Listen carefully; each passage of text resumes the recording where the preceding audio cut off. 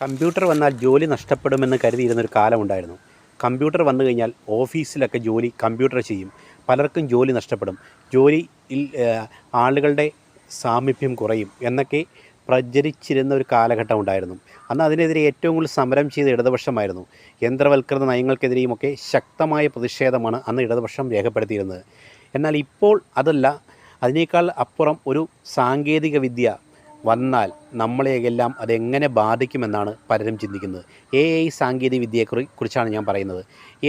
സാങ്കേതിക വിദ്യ പൂർണ്ണമായി യാഥാർത്ഥ്യമാകുന്നതോടെ പലരും വിചാരിക്കും തൊഴിലുകൾ കൂടുതൽ നഷ്ടപ്പെടുമോ എന്ന് പലരും ചിന്തിക്കുന്നുണ്ട്. പണ്ട് കമ്പ്യൂട്ടർ വരുമ്പോൾ ജോലി നഷ്ടപ്പെടുമെന്ന് പറയുകയും എന്നാൽ കമ്പ്യൂട്ടർ വന്നതോടുകൂടി ഒട്ടനവധി പേർക്ക് ആ മേഖലയിൽ അവസരങ്ങൾ ഉണ്ടാകുകയും ചെയ്തു. എന്നാൽ സാങ്കേതിക വിദ്യ കൂടുതൽ യാഥാർത്ഥ്യമാകുന്നതോടെ കൂടുതൽ അവസരങ്ങൾ ഉണ്ടാകുമോ എന്ന് നമുക്ക് കരുതാവുന്നതാണോ? ഒരിക്കലുമില്ല. സാങ്കേതിക വിദ്യ കൂടുതൽ യാഥാർത്ഥ്യമാകുന്നതോടുകൂടി ഇപ്പോഴുള്ള തൊഴിലവസരങ്ങൾ പലതും നഷ്ടപ്പെടാനാണ് കൂടുതൽ സാധ്യത.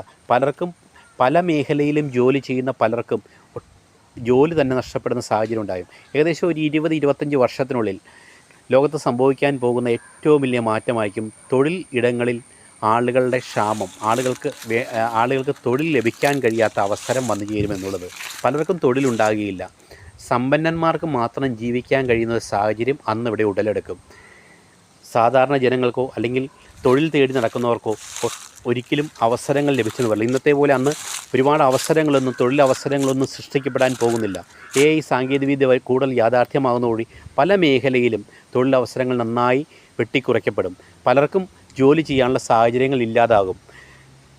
ഇപ്പോൾ ബ്രിട്ടീഷ് കനേഡിയൻ ശാസ്ത്രജ്ഞനായ ജെഫ്രി കിൻഡൽ, അതായത് അദ്ദേഹത്തെ വിളിക്കുന്നത് AI പിതാവ് എന്നാണ്. അദ്ദേഹം പറയുന്നത് തന്നെ പല മേഖലകളിലും തൊഴിലവസരങ്ങൾ വളരെ കുറയാൻ പോവുകയാണ്. അക്കൗണ്ടിങ് മേഖലയിലും അതുപോലെ തന്നെ നിയമം, പല മേഖലകളിലും അവസരങ്ങൾ വളരെ കുറയും. പലർക്കും ജോലി തന്നെ നഷ്ടപ്പെടുന്ന സാഹചര്യം ഉണ്ടാകും. വളർന്നു വരുന്ന പല കുട്ടികൾക്കും പല വിദ്യാഭ്യാസ മേഖലയിലൊക്കെ വളർന്ന് പഠിച്ച് വിദ്യാസമ്പന്നരായി തൊഴിൽ അവസരങ്ങൾ തേടി ഇറങ്ങുന്ന പലർക്കും ജോലിക്കുള്ള സാധ്യത വളരെ മങ്ങുന്നൊരവസരത്തിലേക്ക് വളർച്ച കാരണമാകുമെന്ന് അദ്ദേഹം പറയുന്നു. എന്നാൽ ചില മേഖലകളിൽ അദ്ദേഹം ചൂണ്ടിക്കാണുന്ന പ്ലംബിംഗ് മേഖലകളിൽ അത്രത്തോളം പ്ലംബിംഗ് മേഖലകൾ പോലുള്ള മനുഷ്യപ്രയത്നം നന്നായിട്ട് ആവശ്യമായ മേഖലകളിൽ ക്കുള്ള സാധ്യത വളരെ കുറവാണെന്നാണ് അദ്ദേഹം പറയുന്നത്.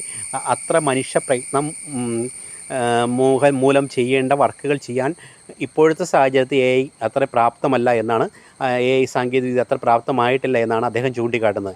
എന്തായാലും പലരെയും കാത്തിരിക്കുന്നത് തൊഴിൽ